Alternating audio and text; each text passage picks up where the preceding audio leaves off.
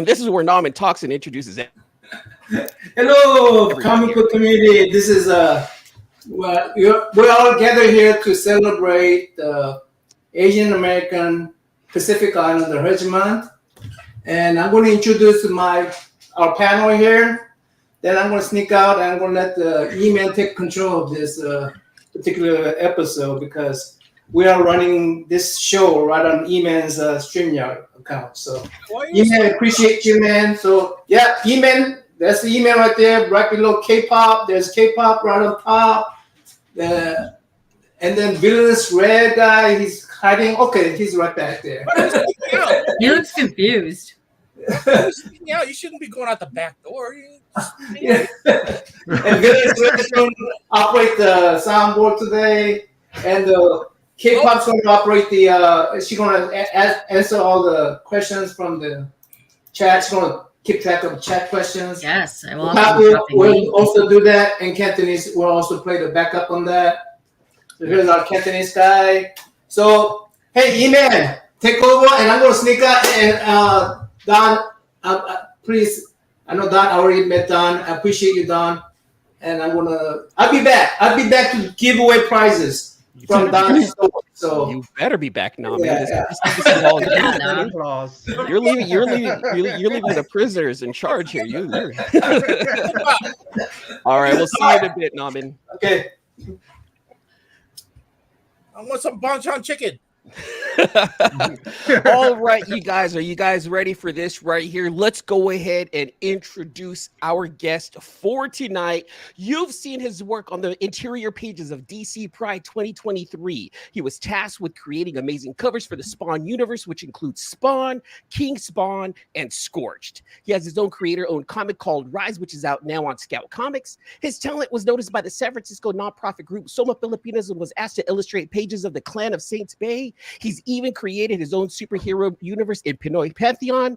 Ladies and gentlemen, Master Don Aguillo. Woo! Wow. Take a breath, E-Man. Take a breath. Take a breath after that intro. Oh my God.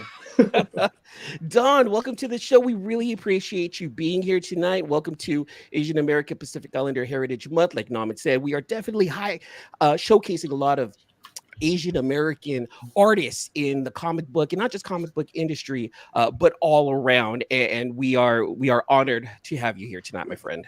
Thanks for having me. We are in the process of of celebrating the month also through the dance company. I'm trying to do some stuff through art, so I'm glad to be swept up in it in the industry, on the industry front too. So thanks for having me. Oh, you said dance. Yeah. Are you a breaker? I wish. Somewhere in the multiverse, I'm fantastic breaker, but no, I'm a Filipino folk dance. Oh, okay. So you were part of the whole nice. I guess the whole PCN night at San Francisco State or something like that, right? Yes, we're the professional adult organization. We actually help SF states, PCNs, USFs, PCN groups. So we're not in school anymore. We're going to touch on all of that tonight, Don. Everyone who knows you right now knows you because of all the covers that you've done recently. A lot of people know you from, some of the interiors that you've done, but they don't know, and they probably don't know about your other forms of art. Like you mentioned, the dance crew, but we also know, I found out about your martial arts also. Yep. So we're going to touch on that. Again, Master Don Aguillo. Hey, he's Filipino, so that means he sings karaoke too. Oh, wait, do you? Tell me. Oh, don't. No samples. We're going to touch on some karaoke tonight as well. So, Don, talk to us about, who Don is. I know you are an artist that came from the Philippines to Pennsylvania, and that's where your story kind of starts right there. So tell us about the journey from PI to PA and how the art journey began. Oh man, can I steal that for my memoir? That's a great. Oh my God, that's awesome. We're recording this. You can steal whatever you want. As succinctly as I can put it, and you said a lot of it. As a Filipino, I was sort of expected to be in the medical industry, so I grew up in the math and science, and always drew. So as a Filipino, also our creative outlets were just kind of pushed aside or left to our own paces, and we focused on the books. So I did that up until freshman year of college at Penn State, at which point I had to take an elective to balance off the academic load. And I took drawing. So I always drew in people's yearbooks. I always had fun doing it.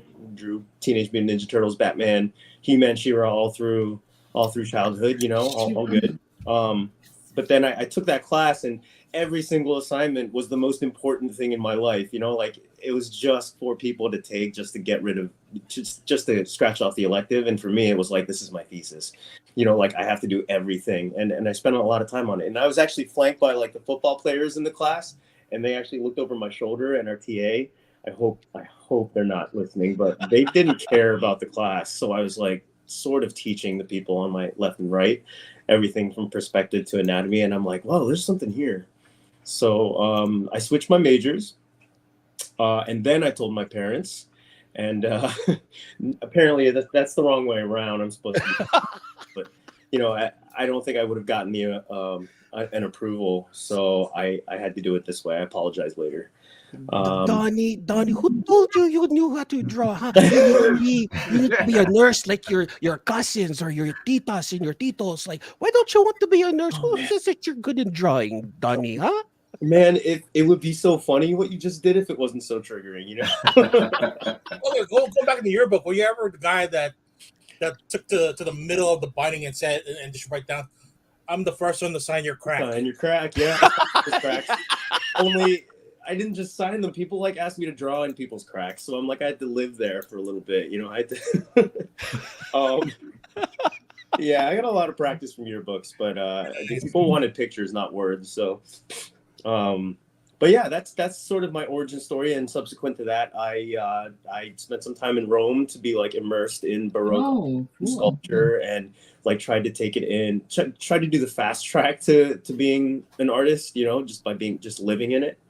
And to this day, like I can't do a straight portrait. I have to do something like Michelangelo slays the dragon. Like it's got to be dramatic. It's got to tell a story, especially since I usually do covers, which means I have to tell a story in one image. So visual storyteller is sort of what I'm trying to embody in my work, rather than just illustrator or artist. But since the advent of social media, people like Mr. Todd McFarlane sort of probably sit at home just kind of scrolling like the rest of the world, and happen upon artists like me who like to put up process stuff and have no shame, and having people look at work even though it has a billion mistakes they probably won't see. But so yeah, that's sort of how things began. I mean, I've been an artist, an illustrator for a good 15 years now, but in the comics industry for the past almost decade, I think. We're gonna definitely touch on the Spawn universe here shortly, but I want to know a little bit more about Rome. I'm a travel guy. I like traveling. I like food and whatnot, but we'll get into that also. Tell us about your experiences in Rome, and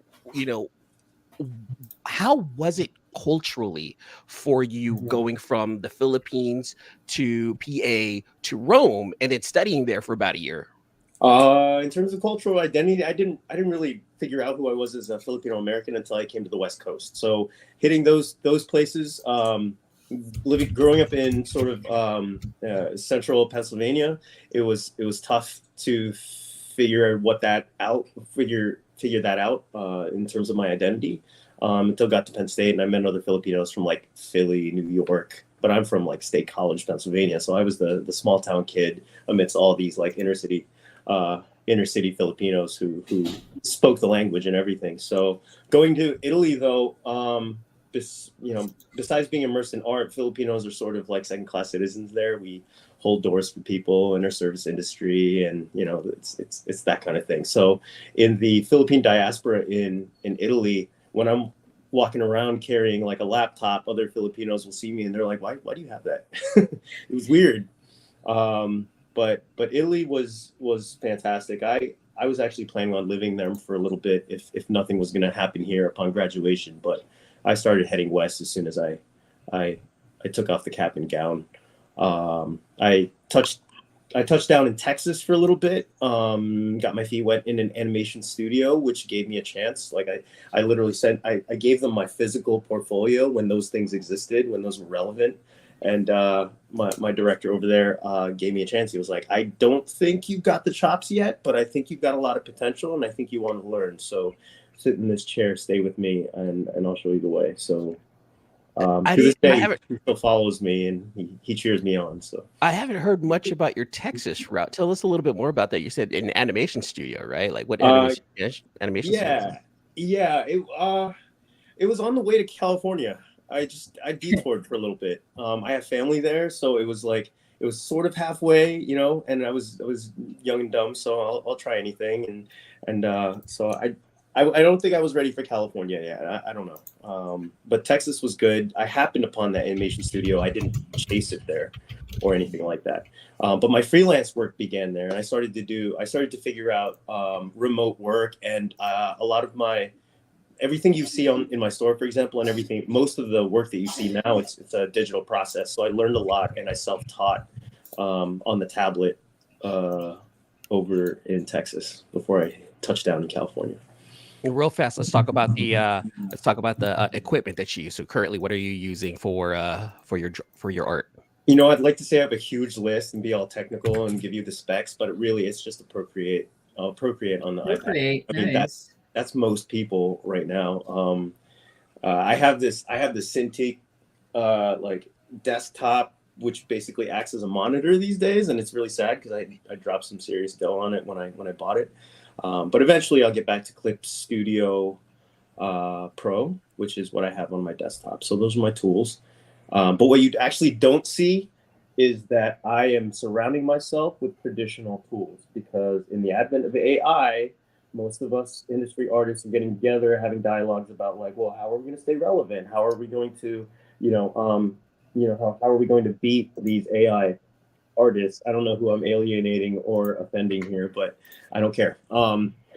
I lost one project to AI 2 weeks ago, and so I'm not going to be apologetic about my stance on it.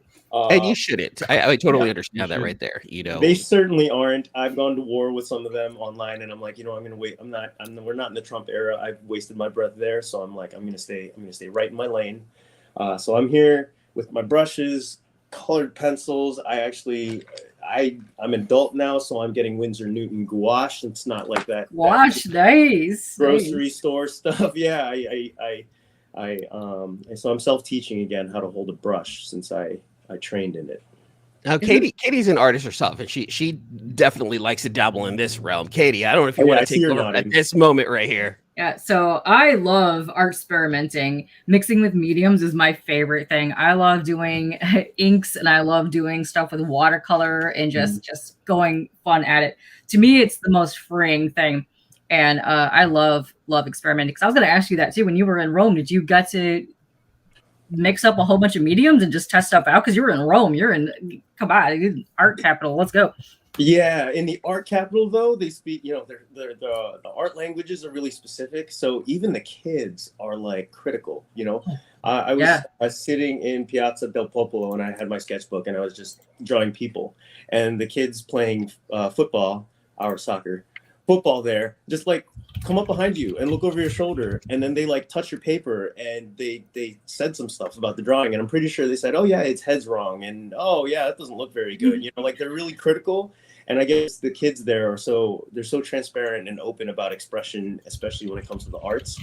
But in terms of like medium, I think they were really they're sort of classicists in the medium. So it's like, if you're going to do a charcoal drawing, charcoal, Conte, like stay there. Or if you're going to do an ink drawing, ink on brush, pen and nib and that kind of stuff. So I didn't get to really experiment until I got here, after I explored each of those processes like in their own. That's awesome. Yeah, but now it's mixed media. I'm just like, oh, gouache, the best. Dirt and yeah. Slap it on there. Oh yeah, it's fun. Oh, dude, I my favorite thing is black paper. I'm really into art game paper, and I will do metallic Sharpies and charcoal over it. It's my favorite. It's my favorite. It's my favorite. Let's go. Yeah, let's mix all kinds of stuff. Let's get gnarly. I feel like I have not completed an art piece unless I made an absolute mess. See, that's not second nature to me anymore. Like I have to be like, okay, do the underdrawing now. Yeah. But I'm like, I need to get messy again because that's where it's fun. Gotta and get messy. Really expressive. Gotta get messy. That's why I truly, truly, truly love spray paint artists and airbrush artists, because they just so free with the form and how they do they just go with it. They don't care. And it took me like 35 years to realize, you know, it doesn't matter. You don't have to be perfect. Because I used to be strict portrait artist, pencil portrait artist, and I would be like 100% getting it to the thing. I have been having more fun in the last couple of years since I have given up the attitude it doesn't need to be perfect, make mistakes and just jump right in it, and then just have fun with, you know, what you're doing. And I'm having way more fun with art that way. Yeah. Can you draw me like one of your French girls? I can, yeah. Are we doing For the love of God, don't do that, Katie. Or do it. I'll buy it, actually. We could do a late night art stream one day, just draw each other. Let me tell you, it'll be fun. And Billy over here is also a great artist, and he would definitely come on and accept that challenge and draw you all saucily. Let me tell you.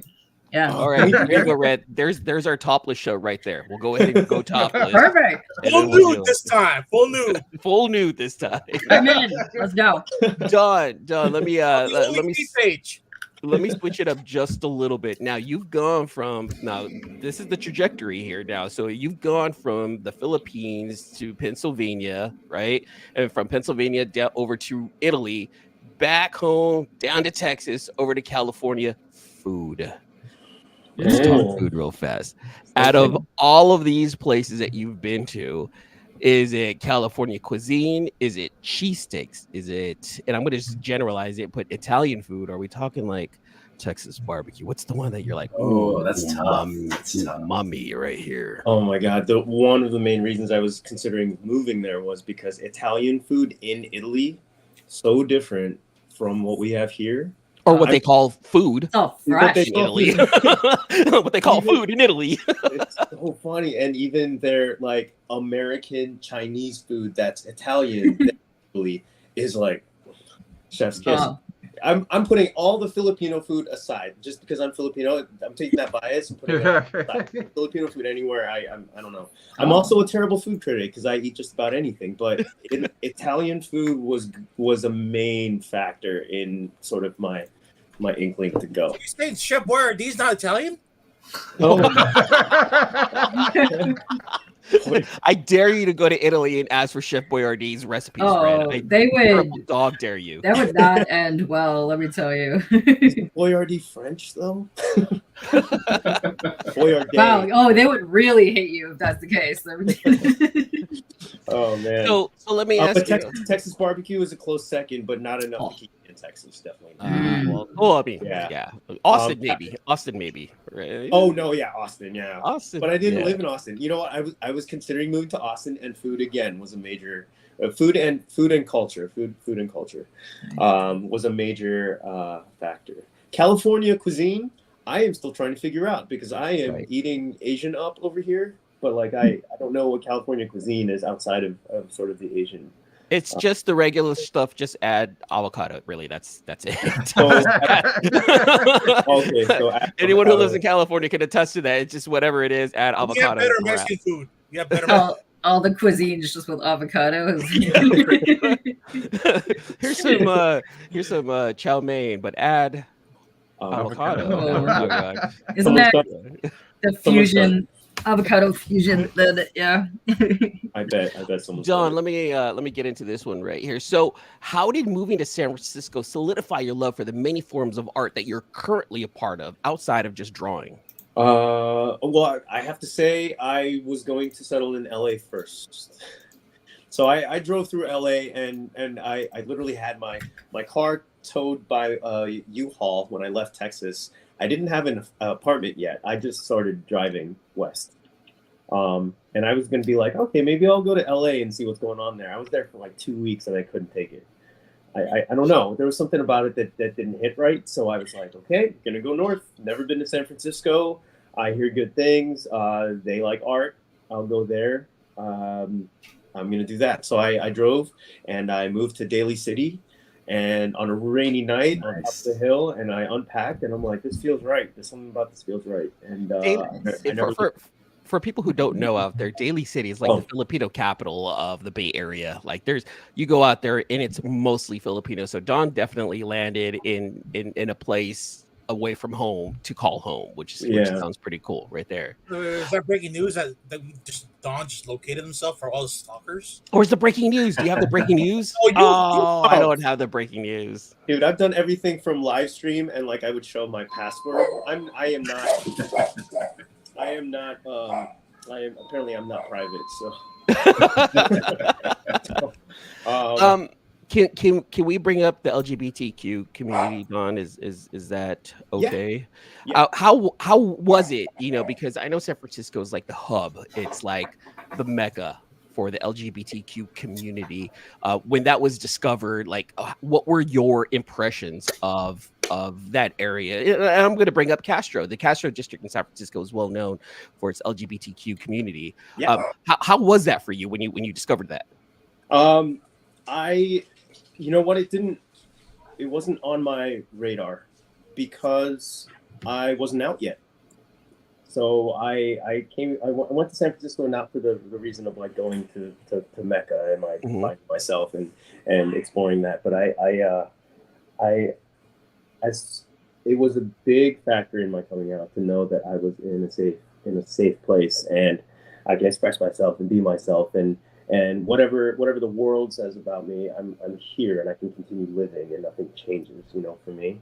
So that was big. I didn't really know of its reputation or of its status in the LGBTQIA world until I actually moved here. And just like Italy, I was immersed by it. So it was a huge influence.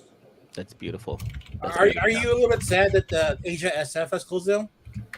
Yeah.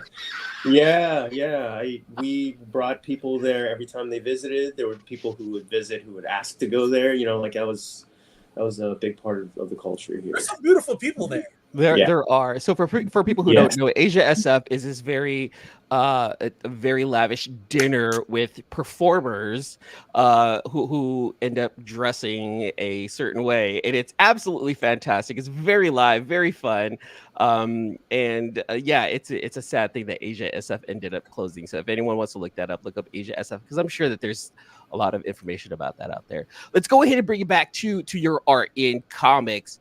Tell us. I need to know this right here. I know you said this before. I know you've said this before on some other shows, but I want to hear it here. Tell us about the phone call. Oh, phone call from Todd McFarlane.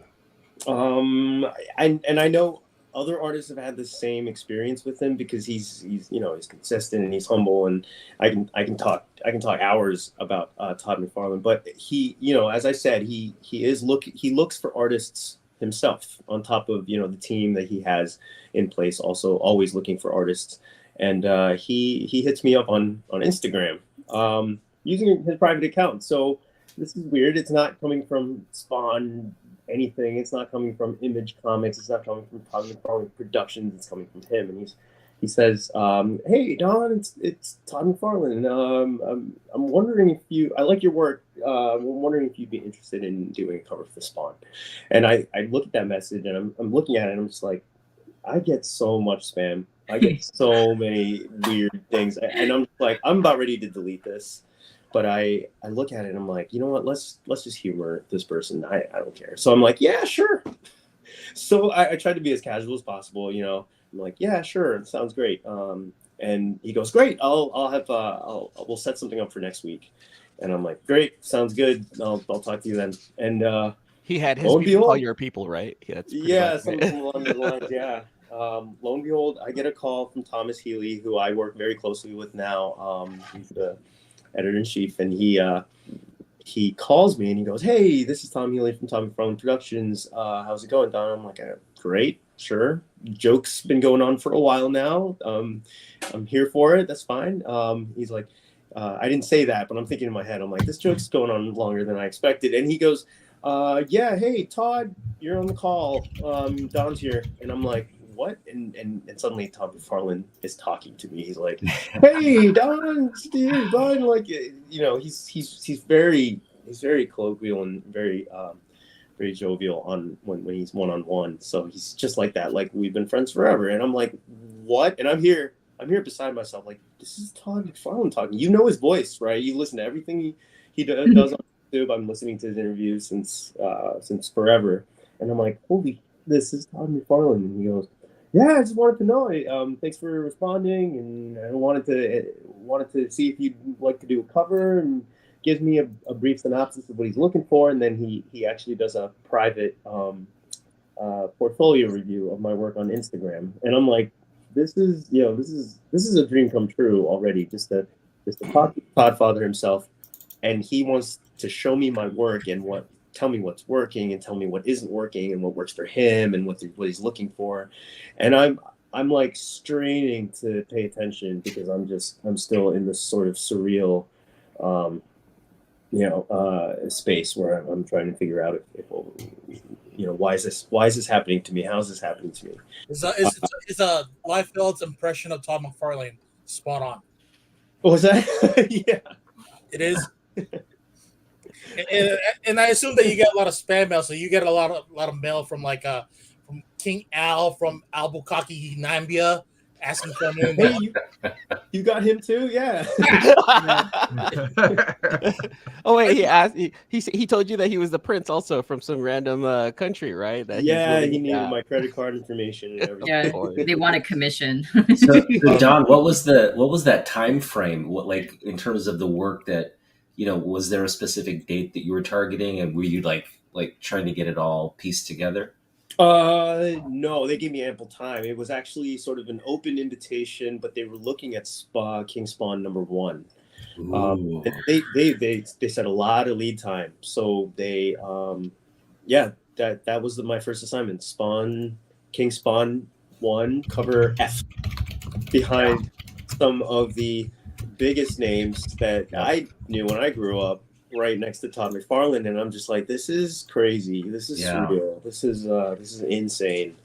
And since then, actually, so based on that about that King Spawn cover, my one note from Todd himself was that I drew him out with a tattered. You remember in the 90s, the tattered, sort of torn, shredded. That's my favorite. That's my favorite. Yeah, and it's my biggest memory of Spawn. But my one note from him was like, yeah, we sort of cleaned up the cape a little bit, so I'm gonna need you to smooth out those edges. And I'm like, oh man, no, bring it back. Bring back the tattered cape. That's why. So did you back the Spawn Kickstarter figures? Okay, I backed it, and it's my absolute favorite thing is the cape on that thing. It's the most fantastic thing ever. Yeah. It's so funny. He's capitalized on like articulated capes. It's so cool. No, I get that cover. I have room for I have a King Spawn. The King Spawn figure at the top of the shelf here. So that was like as we were coming out of the pandemic, right? Around the 2021. Yeah, the tail end. I think it was in the middle of the pandemic, actually, right? Yeah. Which one, the Kickstarter? Yeah, like technically, it was still kind of height of pandemic. Yeah. We were hitting like it was at the height. Mm-hmm. Or maybe just past, and he said himself, like, the pandemic was a blessing in disguise, but he knew it was going to be temporary. That the publishing was going to get sort of a breath of fresh air because people were at home and people were reading and people had time. So he took advantage of that, and that's when the Spawn universe expanded. Yep. Yeah. All of us were buying comic books like crazy during that time. 2020, 2021, 2022. Yeah, everyone was at the LCS. Well, everyone was working from home, so everyone had that. I'm going to take lunch. Run over to the LCS right quick. in your best Don Aguillo face, using your theater experience. I need to see the face that you gave the moment you heard that it was actually Todd McFarlane. Hi, Don. This is Todd McFarlane. I need to see that face of like. No. It was the furrowed brow thing. I did the flared nostrils. My mouth was getting dry because I had to talk during this conversation. Like, I didn't know what to say.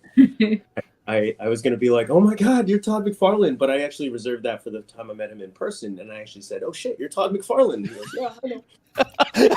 Yeah, I You deserve God. fangirly moments. Sometimes that I happens. did, and I'm trying to keep cool, but I think he appreciates that. Like I hope he appreciates that. He's annoyed So by you guys are like on the cash now. You just call him, hey, Toddster, what's up? it. Oh man. no, it's Todd. Don't worry about it. It's Todd. He's cool. He's cool, folks. Right there. Yeah, and I've heard like Jason Sean Alexander. He has the same story that he went through with Todd, and for him to be my hero, and for him to have the same kind of fanboy moment about him is humbling also. That's awesome. Tell us a little bit about any of the projects that you're coming out. I believe that you might be coming out with some new projects in this world. Could you tell us a little bit about some of them? I was going to reserve this for the end, but no, since we're on Todd and Spawnverse, what projects are coming up? Yeah, well, the Spawnverse, just to say on the Spawnverse for a little bit longer, Spawnverse is expanding yet again into, I believe, 10 new publications, some of which are miniseries. And I was originally slated to do a variant for one, but now I'm doing all 4 covers for Misery, which is Cyan's book. And I was excited because I sent in my first cover, and then Thomas was like, "I want to do a second cover for it," and I'm like, "Yeah." And I did it in like 2 days because it just poured out of me. He's like, you know what? Why don't you just go ahead and do the rest of them? And I'm like, nice. This is awesome. That is so sick. It's cool to have like my own the whole miniseries sort of in my voice on the cover. But it's even more humbling to bookend the beautiful interior art, because the artists they have on these books are legendary and amazing. Even the upcoming one. So. I'm excited. On the DC front, I have Outsiders #4, which is a part of the LGBT celebration for Pride, and I did my first Batwoman. My second Batwoman. My first one was in Pride 2023. So this is my first Batwoman on the cover. I have that. I have that book. Nice. Yay! Now I know you're known more for like the cover art, right? For some of these books.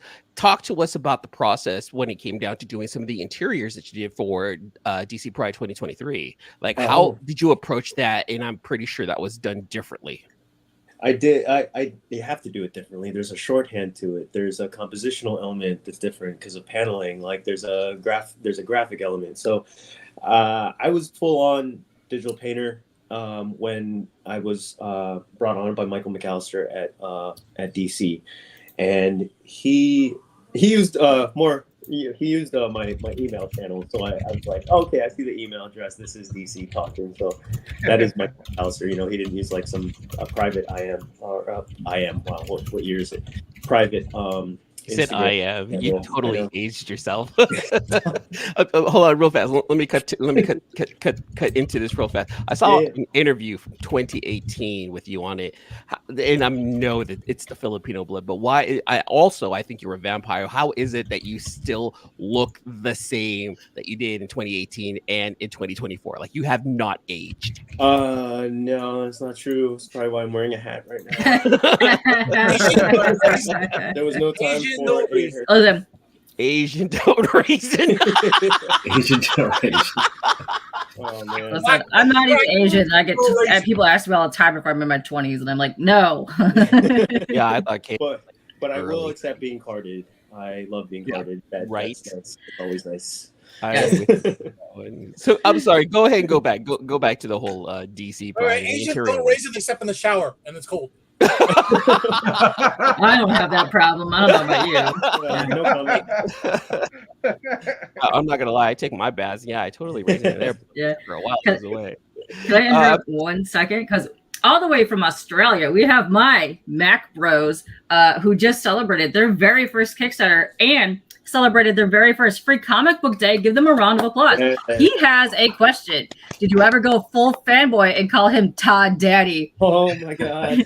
How close were you to doing that? Oh man. No, I will. No, I That's going to happen next time now. Let me tell you. Yeah. People joke about that. I'm scared that it gets like, cataloged in there and then it just slips out one day. To which he'd probably just laugh. But and I hope, and I know he has that kind of sense of humor. But man, if that ever slipped out, I think I would just bow out right there. I just feel like, we're done. Thank you for the opportunity, Todd. I really appreciate it. Right, step up, please. It's been real. I'd be like, it's been real, T-Mac. Thank you so much. Yeah. Oh, geez. man. No, they're hilarious, but No, he's been an absolute blast to work for. When we go to Comic Cons, for example, and he doesn't go to all of them. You know, he goes to the specific ones, and he will. I'm one of his. You know, I'm not widely known, but like I'm one of his artists, and he'll spot me in a crowd, and he'll wink, and then he'd like, bring me in. And I was with Steven Segovia at San Diego Comic Con, and I just went over to go to Steven, a fellow Filipino. He's working on X-Men and Spawn at the same time. Yeah. Crazy interior artist. And I just went over to talk to him at his table, and he's signing. He's signing, and I'm just like, that's so cool, dude. Like, I'm looking over his shoulder, and he's like, what? Thomas goes, Don, just go to the other side of the table. Just if you want to talk to him, just get over here. You belong on the side. And I'm like, oh my god, this is awesome. Wow. So I go behind the velvet rope. Oh my god! It's too funny. And Steven and I are laughing together, and he's like, yeah, man, I'm just getting better at my signature. And then we look over at Todd. He finished signing. We look over at Todd, who has a line way past around the block, around the con block, and he stops the line and he looks over at us and he waves and winks. He does that thing, and then he stops his line just to come over to us to talk to his art. Awesome. And then he like huddles us up and like has a little powwow with us and talks to us about getting what you want and like know your value and he even says and all his artists here know this too. He's like, I hire people who can do what I can't do, and he really values like the skill that he brings on to his projects because he wants people to express themselves the way they do it and not the way he does it.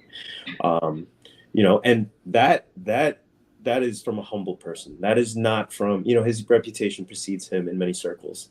But like, if you take that humility and you take that business savvy and you throw them together, that is a powerful being. And mm-hmm. I just want to one day be that on top of the game, Oh, for sure. But he gets mad when he has to stop talking to his fans and like go to a meeting or something. People will be like tapping his shoulder. I can see that happening. Yeah. He's got assistants and like, you got to go to the next thing. He's just like, oh, I just want to talk. I want to say hi to everyone. And he really, and that's his biggest advice to me was like, don't put a wall between you and the people who love your work, because they are the reason you eat. They are the reason you get a roof over your head. Like they are the reason you do what you do. Okay, that's it. Don, I work in San Francisco. We're gonna meet up. I'll treat you to lunch. Just like. Make sure you bring the avocados.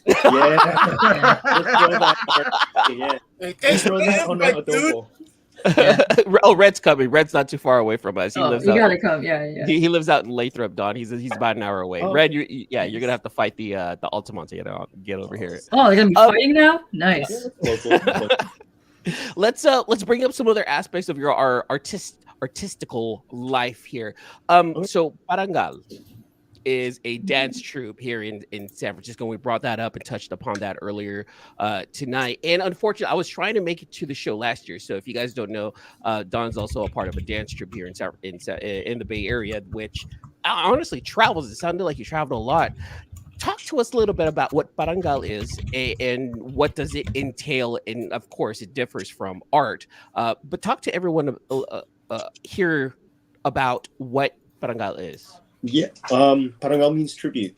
And that is exactly what we do every time we perform, every time we take on new work, every time we learn from the culture bearers directly from the Philippines. So the dance company is a nonprofit organization that strives to preserve cultural artifacts like dance, music, ritual, all sorts of everyday living traditions from the culture bearers directly in the Philippines, and to bring them here on a platform or on the stage, which is our platform, to be able to communicate and educate Filipinos and Americans in the diaspora. And now we do international tours too. We've been to Brazil, Slovenia. We've been to Spain, Portugal. We've been to Japan. So we've been all sorts of places doing what we do. And every year we send a crew back to the Philippines to learn directly from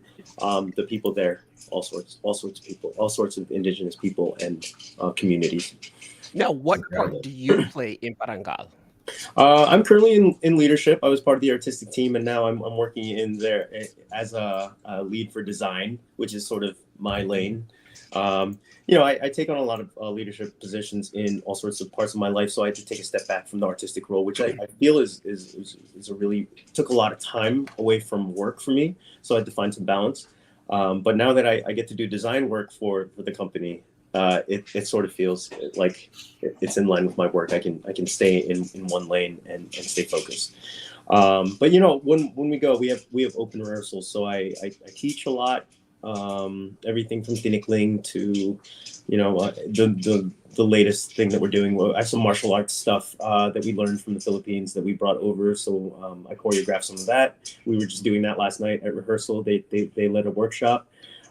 So it's sort of it's my education into my own culture, into the cultures that comprise the homeland, which is a lot of them that we never learn about when we grow up there or when we grow up here and hear about back home. It also informs my work. A lot of the mythologies there are conveyed through the dance, the ritual, the music, and I want to pull from that to be able to inform some of my independent projects coming up. Now that you touched on the Screama, do you think Robin should be portrayed as a Filipino because he knows how to twirl around some sticks just like us? Always, yes, always. Well, speaking about martial arts, now I mentioned at the very beginning of the show, Master Don Aguillo, and there was a reason for it. Don, talk to us about Summer Mist and your teachings there, because you teach martial arts as well. What style do you teach, and what classes do you teach? I am a fourth Dan master in Tang Soo Do, which is a Korean martial art, which is a sister martial art to Taekwondo. So those two styles sort of have a lot of history together and share a lot of technique and a lot of language and those kinds of things, a lot of structure.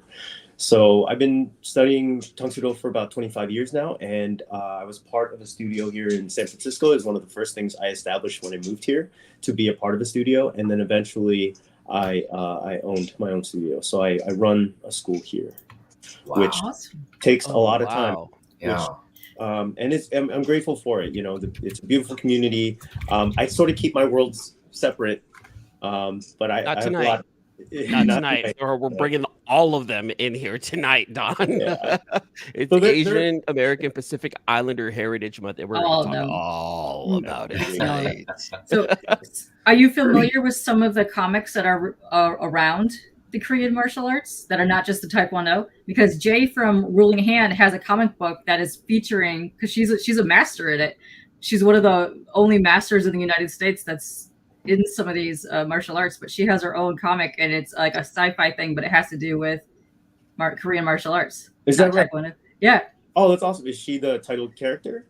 She's the one that runs the book. Oh, her name's Jay. Yeah, it's her book. Yeah, she lived in Korea for a long time, but she's from here, and she got into the martial arts when she was in Korea in the military. So she wrote a book about it. Yeah, amazing. Yeah. Oh, she's self-publishing.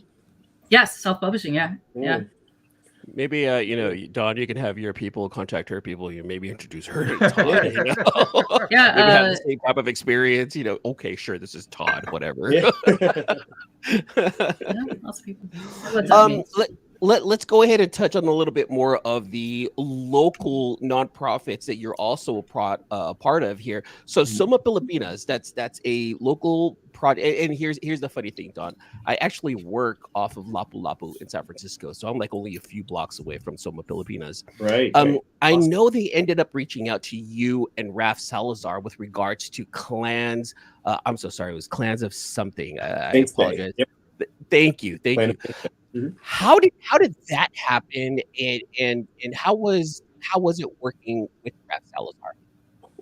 Interesting you brought it up because the Parangal Dance Company is sort of a nexus for a lot of conversations in that community, because that's how I met Alleluia Panis, who is the director of Cool Arts. That's the organization that commissioned us to take on this project.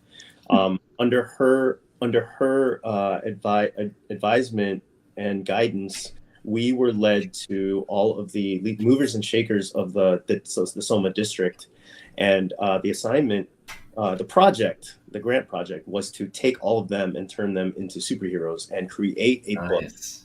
To create a book and a mythology and world build this fictitious place where we can convey their stories and how they do what they do, but in a fantastical way, so that it would be available to, like, the kids in the neighborhood and the communities, and in an artistic way. So we would be able to tell their story through a different medium and a different narrative vehicle that isn't just, they handle administration, but there's so much that goes with that. They are clothing people, they're sheltering people, they're making sure the schools are running, they are taking care of the elderly. Like there were so many allegories that we needed to convey through the work. So we went and interviewed as many of them as we could. Usually we were pointed in the direction of these people. They would tell us everything from their favorite color to superpower they wish they had, to how their superhero outfit would look like if they had to wear one.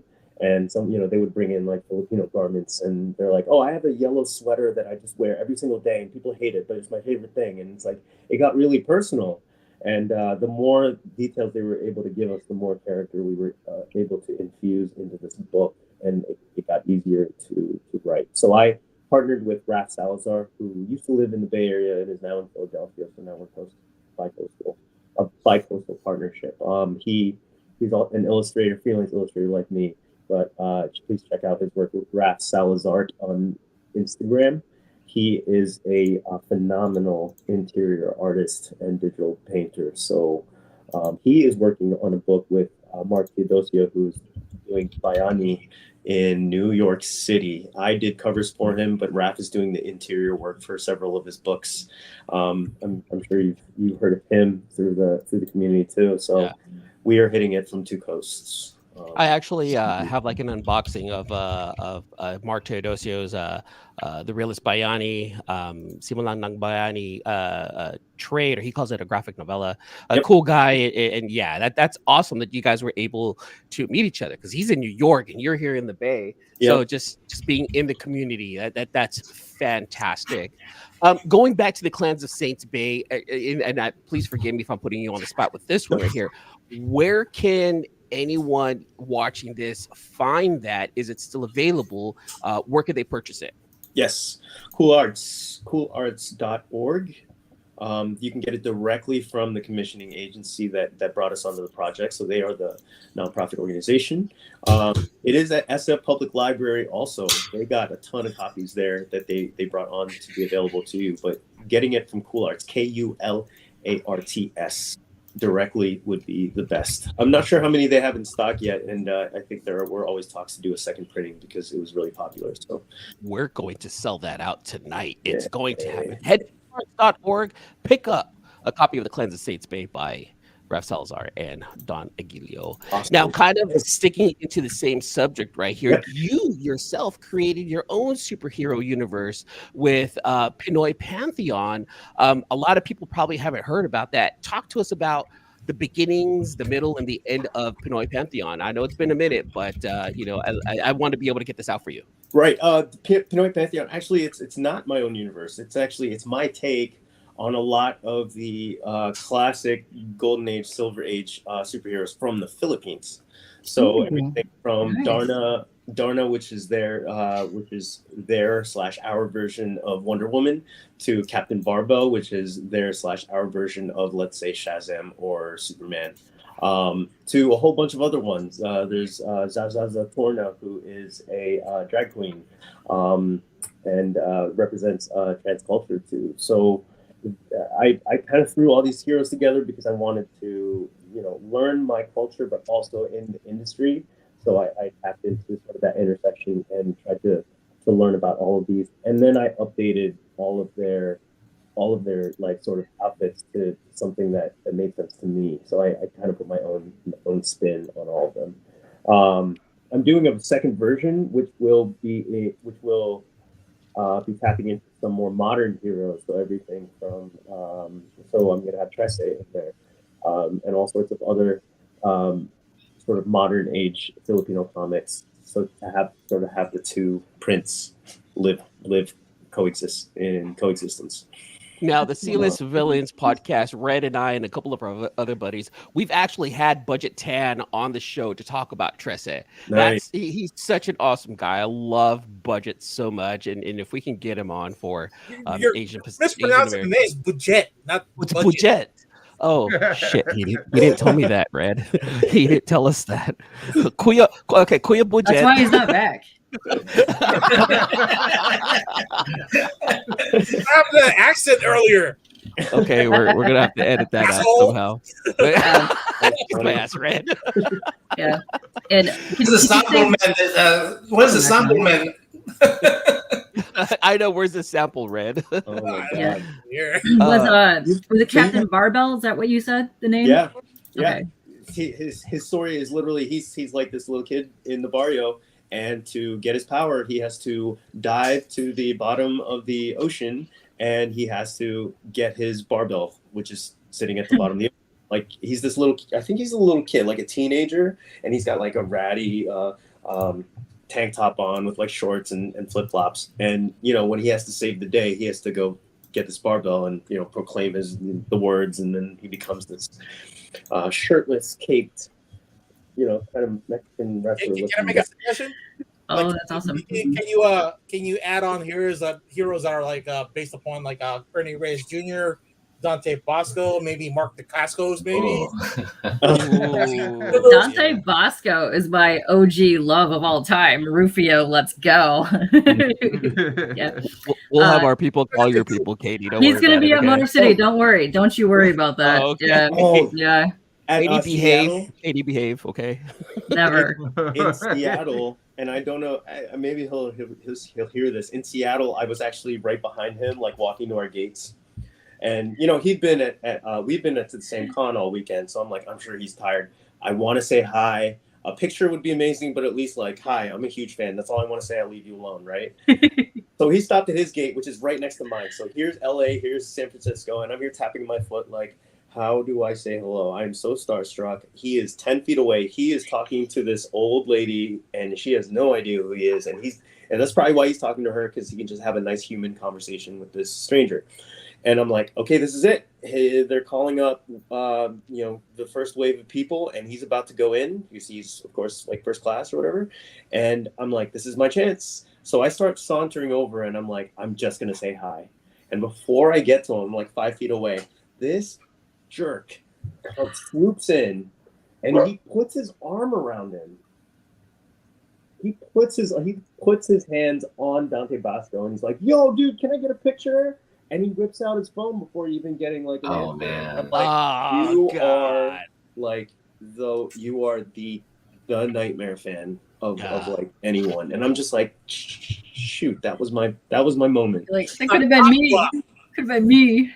Yeah. Could have been me. I could have put my arm around it. Hey, you know what? Next time. Everyone's still young. There's a lot of cons coming up, Don, and I'm pretty sure you're gonna run into Dante here and there. Like, don't worry about it. You know Todd. You work with Todd McFarlane. All right, don't worry about it. I think you're on a different level than Dante. Yeah. Okay. Oh God. I'll just do a Rufio digital thing. And I'll do it. Take him. Oh, yes. Yeah. Rufio's the best. I picked up a Hook comic today. Okay, that's how much I love this dude. Yeah.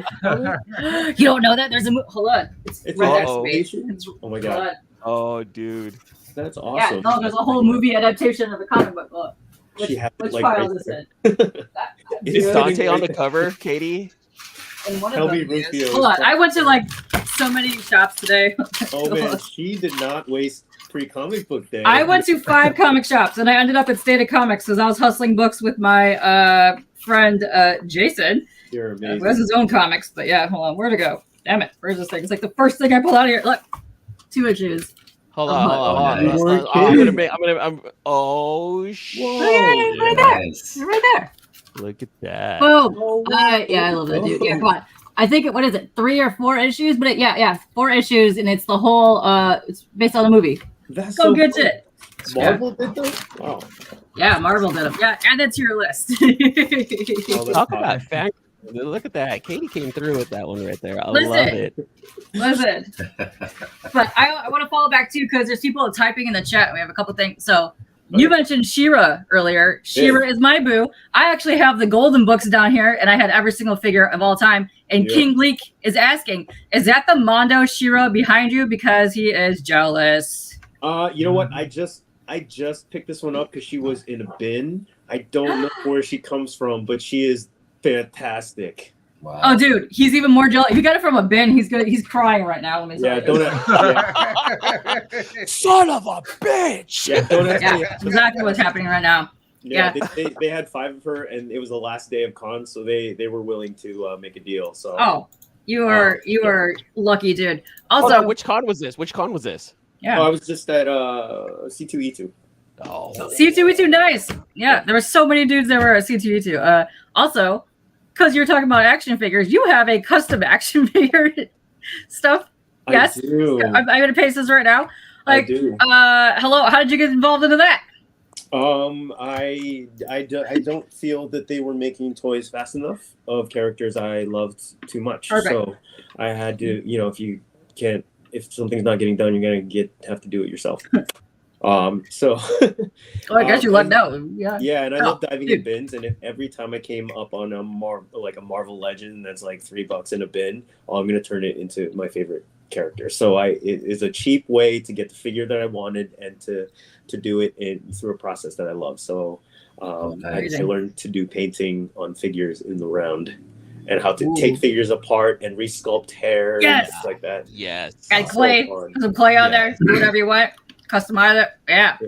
I made a anatomically correct. Listen, anatomically correct, of course. Yep. I made a Dark Phoenix stand for my Marvel Legend out of hot glue. Ooh. I literally took licks of hot glue, so it was this translucent. It's awesome. You're in with the Todd father. You can go and tell him how to properly do a base stand. Let me tell you. I know. I know. Don't go there. Yeah, these were tough to get on Sam and Twitch. Hold on. Show that off. I gotta show something off real fast though. look, Sam and Twitch. Look, King Spawn signed by the Don Aguillo right here at. See, look, Sam and Twitch. Oh, I had to. Oh, you have that. Pew pew pew pew pew pew pew. Oh, I want to get my Spawn figure now. You guys are making. Yeah, that's it. I love send it to me, Katie. I'll like I said, I'll take Dawn out for dinner, and we'll shoot the shit. Don't worry about it. Oh no, I'm you come to a con near me. I'm bringing toys. We're gonna have a toy fight. That's what we're doing. We're getting Dante and Roscoe involved. We're gonna have toy fights. Let's go. I'm coming in my room. I'm playing with my toys. Exactly. One of the things that I did as a kid was actually take apart like old GI Joes from the 80s, like take those apart and then create new figures like with other friends in the neighborhood, and we would create like something that Storm Shadow and like Snake Eyes with Duke or with like Destro. Like we would take those things apart because those were super fun and easy to do. Oh shit! Did Don? Dude, you just twist them and they snap and they pop. No, he was so excited. I did mine. You were customizing GI Joes. How did you snap, or how did you pull the rubber band off and put it back? Honestly, it wasn't that hard because when you take off the screw in the back and you take off the torso, it had the rubber band, right? You can take off like the bottom part, and the rubber band really wasn't on there too tight. So it was actually pretty easy to put it right back on. It was pretty cool. Yeah, you're gonna have to show me that. Remember the old 80s ones. The old 80s ones. It really wasn't that hard. It was pretty cool. Yeah. My cousin and I have destroyed many a G.I. Joe figure in the years. It's kind of a rite of passage. But King Leek has a question here. Can you make a custom Neon Revenant? Because he would like, could you use it as a template for your own figure line? Oh, for his own figure line. Oh, interesting. Oh man, I've never done like a commission figure. That's too much pressure. This Too much pressure? is too much pressure. Like I will take months on one figure because it's just for me. But Yeah. I can't imagine being like, okay, can you get it done one? No, it's too much pressure. It has to be perfect, and so it'll never be perfect. Yeah. Okay. So yes, once again, some of the legs are hollow. There's a lot of things on figures that could be upgraded, but I definitely think custom bases are where it's at. 'Cause I want to start getting into that too, because I have a whole shelf next to me of figures that have plopped down because they no longer fit on their bases anymore, and they just keep falling over. So I want to get into custom bases myself, just because I can't stand about anything. It's upsetting. Yeah. What's up, Billy? Hi. How are you? That's funny. Let's get to know a little bit funny. more about the man before we let you go here tonight, Don. Let's talk a little bit about food. Favorite home cooked meal when you're at home or when mom's around or whatnot, or just something that feels like, oh man, this is home cooked. What centers, Don? What's the one Peanut meal? bet. Oh, My favorite peanut bet. This is a vegetable stew that and its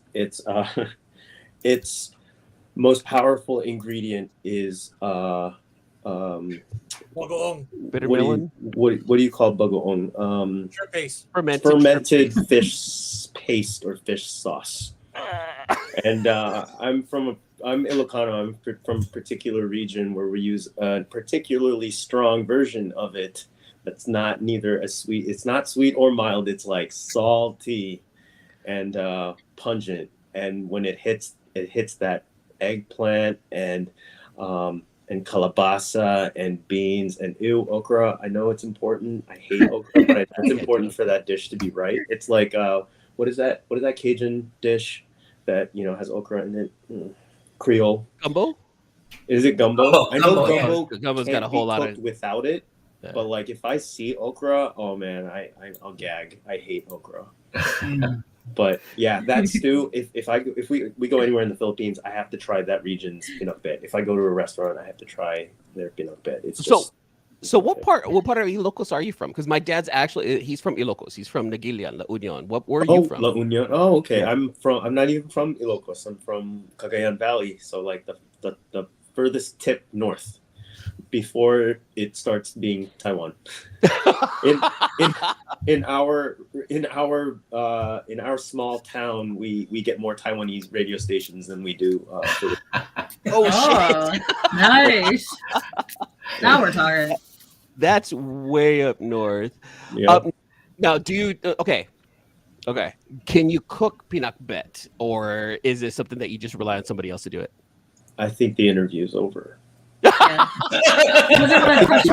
I think we ran out of time. This is insulting to man. Oh, he singled me out so shamelessly. I can't cook it. That's so horrible. But I think it was because my mom never trained me to cook it because she always wanted us to go home to have it. So it's manipulative, but I also know for a fact if I tried to cook it, it wouldn't be as good as my mom. Yeah, because you don't want to touch okra. I know. Yeah, I would probably put less okra. But you know what it's like when your parents spoon feed you, yeah, it's better. So yeah, I know. I love it. Now, I believe NammaN was talking about doing something earlier. NammaN, you want to take over right here? Yeah. You guys want to take a look at Don's store a little bit? Oh. Shit, I don't know if everything's on there anymore. Oh man, I have to do inventory real quick. Can you about 25 minutes? Hold on. Oh, we need on Rise. So we'll bring up Rise here in just a second, Don. So let's go ahead and cue that up. Think about Rise here in a little bit, all right? Oh, wow. What was Rise about? I'm gonna let Don talk about it because that's Rise is my book formerly through Scout Comics. Uh-huh. I'm gonna put Don in the middle here. I have I have stepped away from I have separated from Scout Comics to continue publishing it on my own. So Rise is actually going to go through a reboot process and will be either independently published or shopped out to. But that's how I know Don from is Rise. I didn't know him through everything else. I knew him through Rise. Awesome. Man. Oh man. So some of these stores item have a blank cover, It says Yeah, so $100. I do blank covers. I do sketch covers. So, for example, I don't know if you saw this, but here's Blade that I just did the other night. Yeah, I Oh, saw that. That was really cool. Somebody make him bigger now. Hold on, let me go ahead and claim that right there real fast. Hold on, Don. So Oh, we're gonna make you I bigger. am, There you go. I'm getting used to traditional craft again. So Beautiful. I did a Blade cover. So on this beautiful red that I found at what's it called? Don, I'm taking you out to dinner. Claim that's. Ooh, look at that. Ooh, love that. So this is gouache, ink, graphite. This Nice. one, neither of them are finished. I gotta put blood splatter. You gotta splatter it. You gotta add the finishing touches to it. Yeah, Okay, like we said earlier, I gotta get messy. You have So- time before I take you out to dinner, there, Don. Okay, you have time. So this one is a price at 110.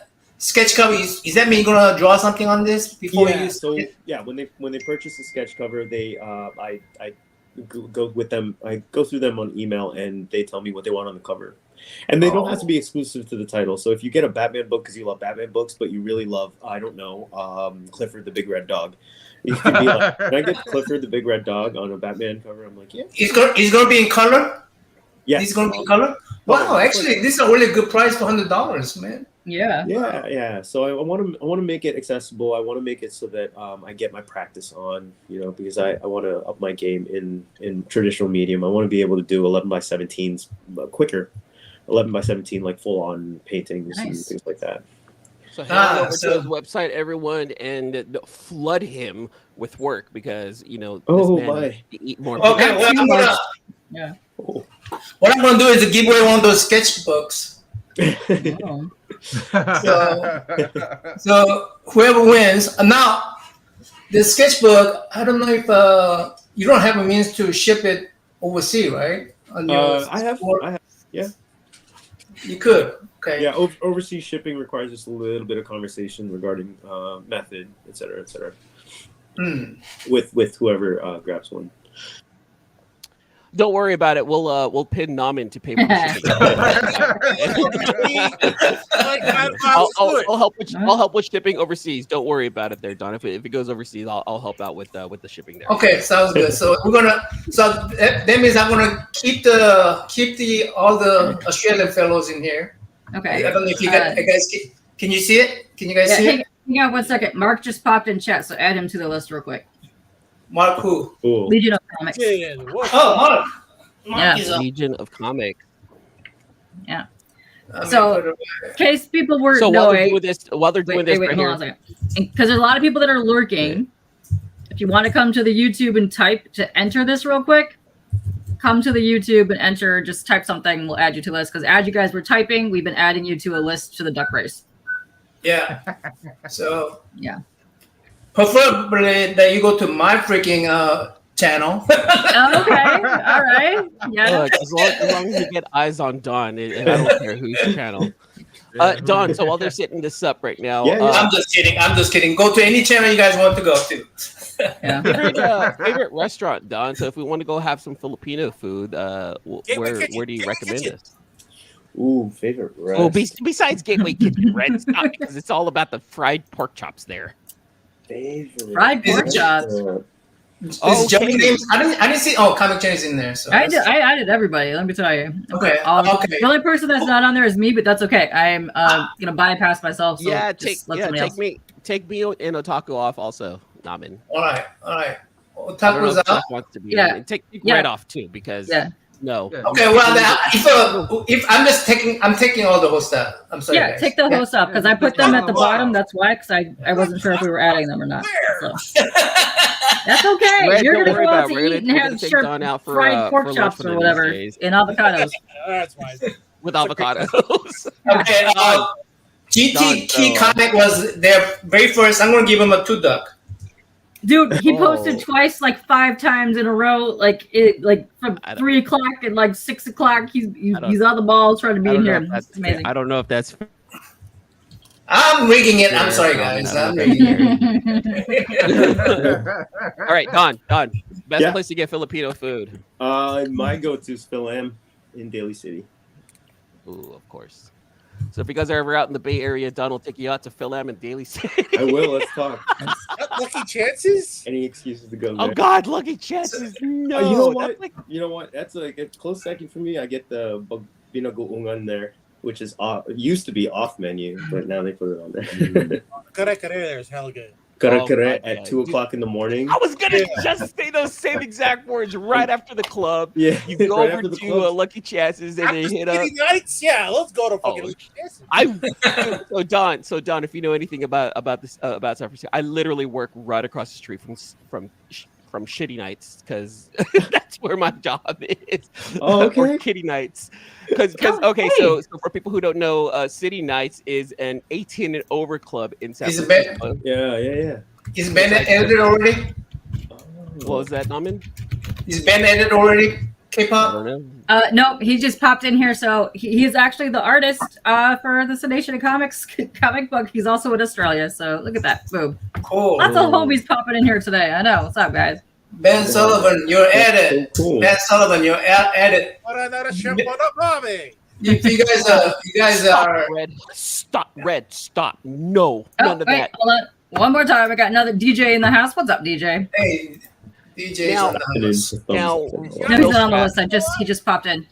Now, real fast, to everyone that showed up tonight to welcome Don to the stream, thank you so much. In celebration of Asian American Pacific Islander Heritage Month, everyone who came by to hang out and talk to Don and ask him questions, a huge thank you guys to you two because you guys made this stream super fun, and we wouldn't be here without you guys and Don as well. So, thank you. Thank you, Don. Thank you, Don.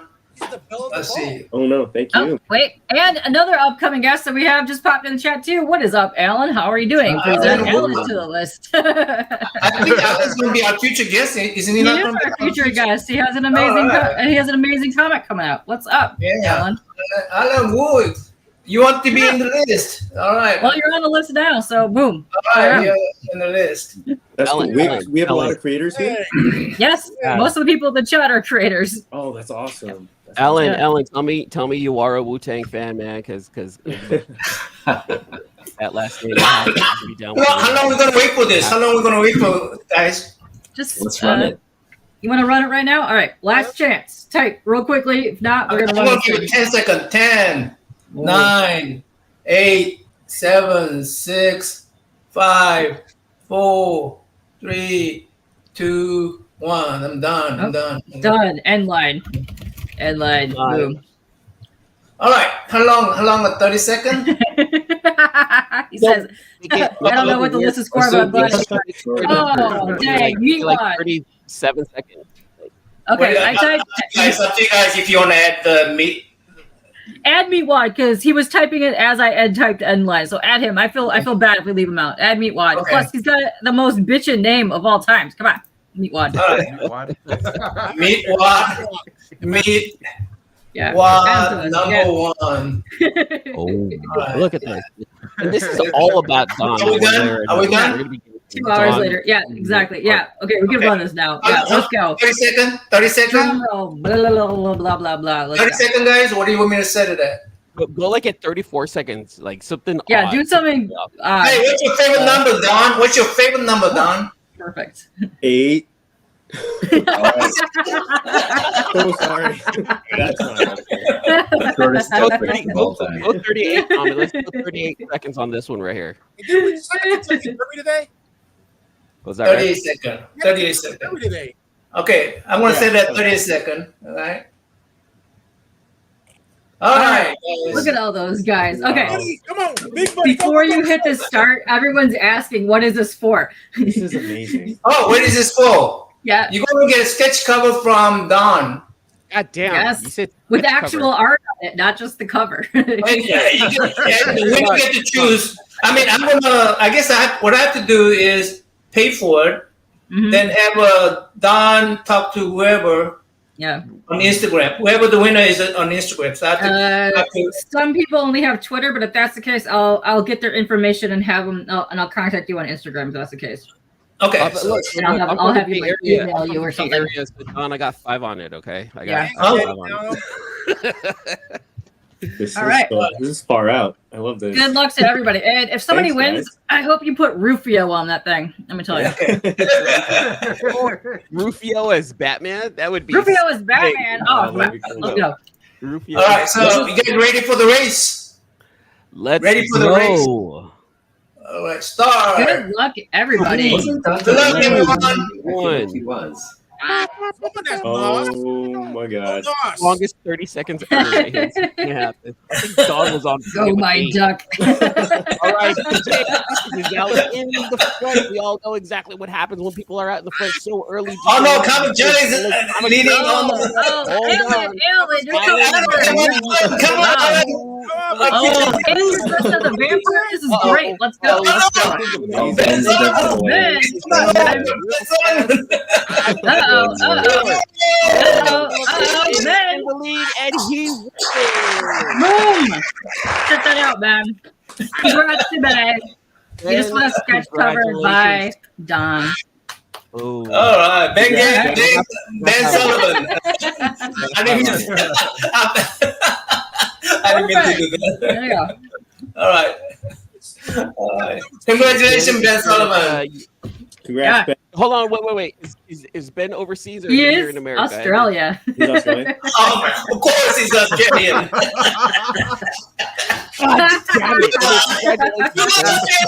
Hey, you didn't give us rules before this, so hey, boom. There you go.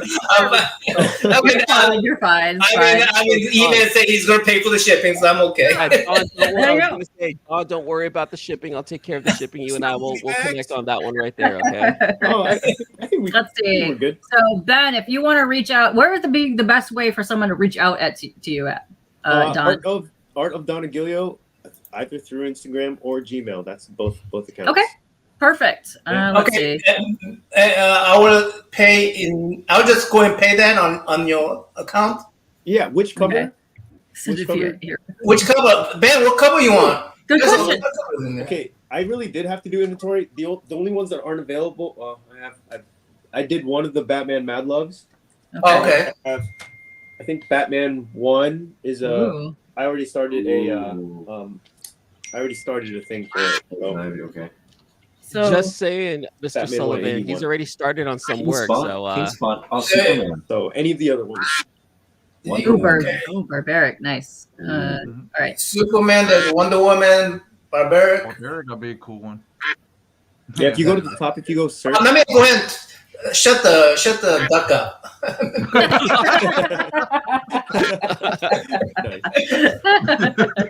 I think if you look up the category and you look for sketch cover. yeah. Okay. And Category. it'll Where's switch category? go. I think. Where's category? Perfect. If you Is it go- custom? Under custom? No, if you go to search Search. and just put Yeah. Sketch cover. Sketch. Put sketch cover. It should pull up all of them. I should do that under categories. There you go. Look at adding, getting ideas.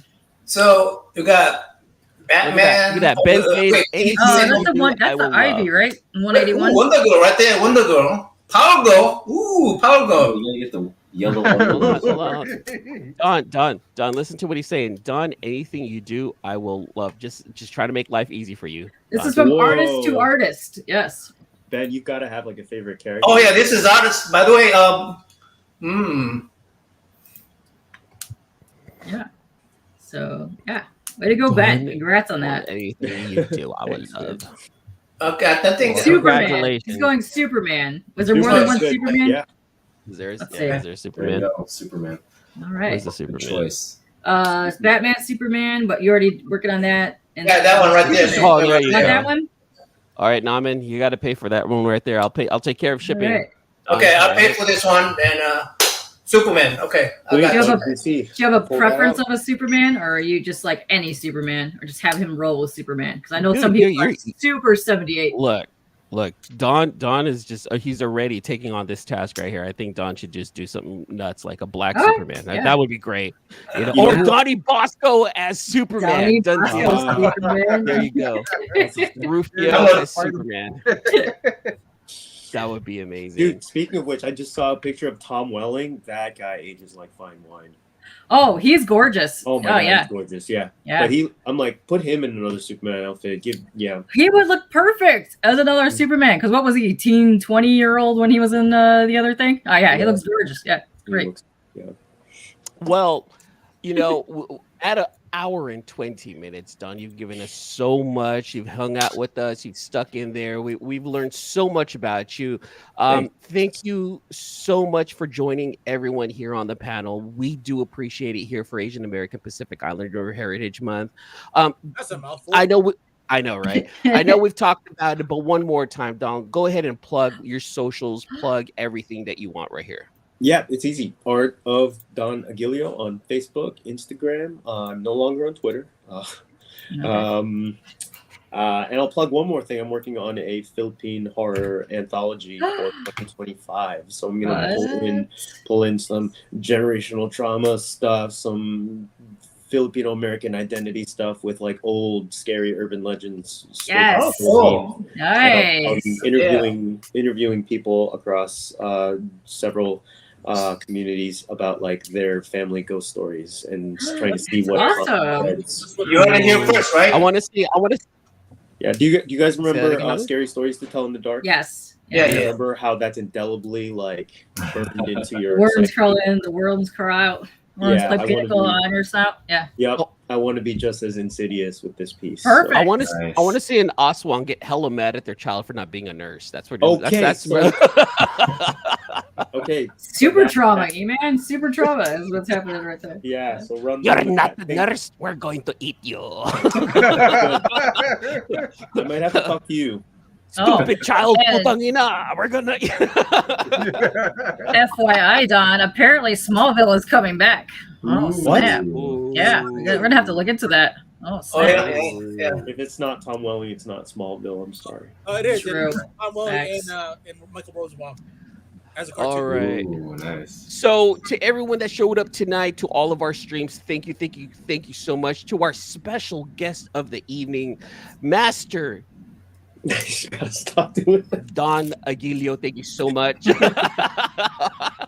like I said, you worked 25 years to earn that title right there, Master. So we're going to go ahead and end this tonight. Thanks to everyone for showing up. Thanks to the panel for showing up. We're going to go ahead and run this right here. Don, go ahead and hang out here until the end and until the next issue. Yes. Which would be the 7th. Hold up. Hope you're ready for the next episode. Hey.